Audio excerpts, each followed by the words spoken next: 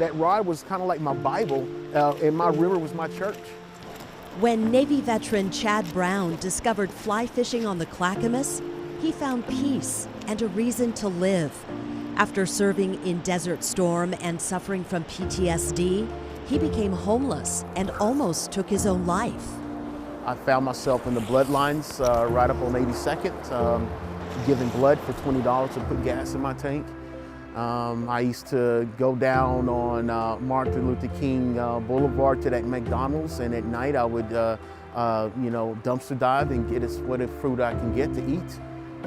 But he emerged from that dark time determined to light the way for others the only way he knew how. Waders on, fishing pole in hand, waist deep in the healing power of rushing water. And I was feeling that energy, and it made me feel strong. It made me feel like I was alive.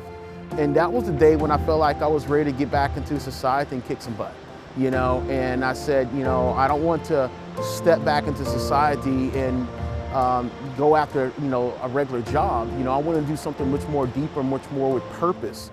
That's how Soul River was born. The organization Brown founded pairs veteran mentors with inner city youth. Most of these kids have never camped or even walked on a trail before.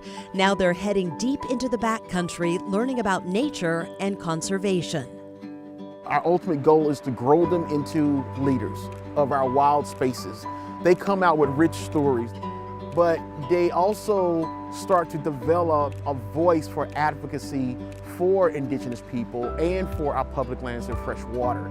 And that water stretches far beyond Oregon. And then we have our big deployment heading up to the Arctic Circle. The Arctic Circle? The Arctic Circle, yeah. It's one of those trips where when our youth turns into youth leaders, it's kind of like their vision quest. And it's an opportunity to go to the top of the world. And we do anywhere from like 150 to 200 mile river runs. We're self-sustained, led by veterans, and it's a phenomenal experience. Those experiences have also been a springboard to careers after college. Some of these young men and women now work for agencies like U.S. Fish and Wildlife and NOAA.